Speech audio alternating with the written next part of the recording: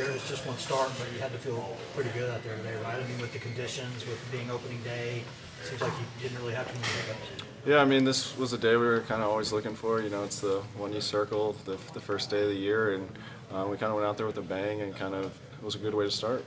About the mindset you have to have going into it. I mean, you know, it's just one game and it's a long season, but knowing you got the ball going into game one, is there any pressure at all from that regard? I think, pitching on a Friday night is something I've dreamed about since I was a little kid in college, and just going out there and knowing I was going to be a little more amped up and just using that to my advantage. And, you know, you try your best to be as calm as you can, but you know you're going to have a little juices flowing, especially being opening day. So I think I used that, and especially with that play being reviewed for 10 minutes, it was hard to kind of stay up and down, and I thought I handled it pretty well and just kept punching at him.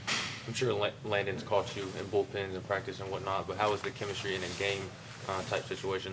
You know, it was great. You know, I've thrown pretty equally to Connor and Landon. We kind of split that up, and they're both ready. You know, whenever their name's called, I think it's going to work out that way the entire year. And he called an excellent game. You know, he was putting the right pitches down and just went from there and was eating the ball up behind, and he's a great person to throw to. Okay, where did that the wipeout pitch that you got now, where did that come from, and what is it exactly, and when did you start developing that? Yeah, I think it was something last year. You know, I kind of looked myself kind of hard in the mirror and figured out what I wasn't doing last year. You know, I didn't punch many people out, and I couldn't get that swing and miss when I really needed to. So it was something I went to the summer and started working on some more breaking balls and really found that curveball and been using it to my advantage. But just adding that and being able to throw 4 pitches for a strike at any time, it's kind of elevated all of my pitches. So it's not that one's so much better than the others. I think it's just my ability to be able to mix it and know deep down that I can be a strikeout guy. Not that I'm going out there and trying to strike everyone out, but it's something that I can use moving forward.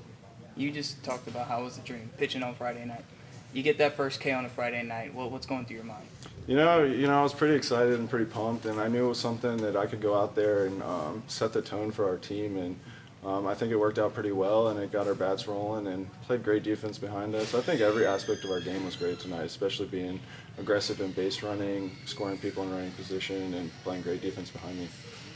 Where did that curveball or the breaking ball, whatever it is that you're calling it, I know guys search around and they're always searching for a new one or talking to different guys.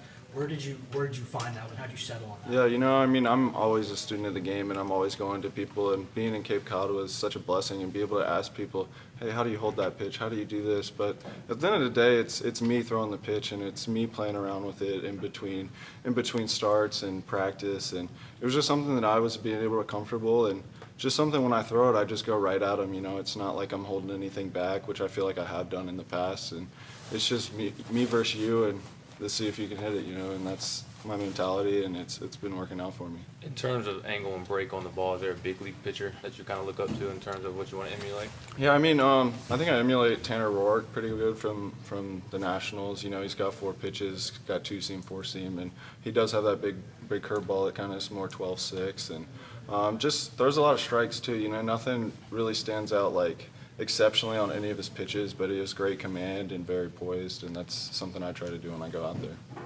Where did you know you were tonight? I kind of knew. I was officially told last week, you know, but the way we could map it out, I mapped it out last month to be able to pitch tonight. You know, we did all of our bullpens and practice, and I had a pretty good idea. It was something I strive for, something I told the coaches I wanted. I wanted the ball on Friday night, and something that I could rally my team behind, and I want to be the guy that can set the tone on Friday night and lead it into Saturday, and feel super comfortable with all the guys behind me too in the bullpen. You know, Redmond, Walsh, and all the options we have this year. You know, we didn't lose anyone last year on the pitching mound, and we've just gained experience. And now that we have Coach A's philosophy of just throwing a lot of strikes and competing hard is something that's going to be our foundation moving forward as a team.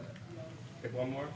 Aside from adding that breaking ball, what do you think's been the biggest improvement in your game from last season? I think just not holding back. You know, I think just being one pitch at a time, and, you know, it could be my last pitch in the second inning. You really never know. I think last year I tried to map all my starts out. You know, we didn't have the best offense in the league, and I thought we had to win the game 1-0 all the time. And I think it's something that I've just been out there and been aggressive and not holding anything back, and I think that's the best thing that's improved in my game. Thanks, Jim.